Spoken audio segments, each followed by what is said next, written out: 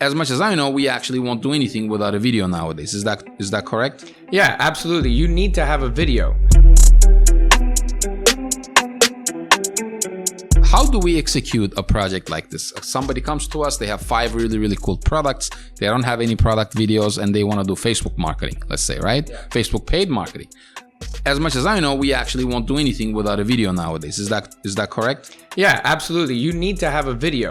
So what's the process run us through the process of, how the storyboard looks like, how the idea looks like, how do we want to represent that brand, all the way to executing the campaign. So obviously it's a lot easier if the brand has a brand guideline, right, that they can share with us, that'll tell us the tone of voice of the brand and things of that nature, that, what to say, what not to say, power words and things of that nature.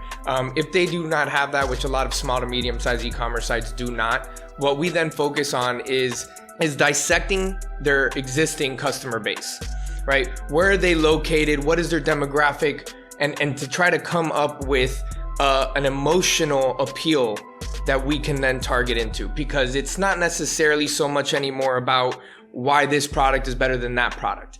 Is how does this product appeal to your emotion? How does this ad appeal to your emotions? So like Duran said, humor, sadness, excitement, those are emotions that you need to go after. Not necessarily this cotton is 10 times better than this cotton because it's organic. That's not always going to sell, right? What we need to talk about is the story behind it. So now we get into the storyboard process.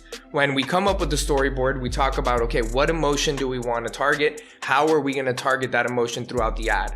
And of course, the product itself, how it's going to be incorporated throughout that entire series of the storyboard. Now, once that's done and it gets approved, we get started on production.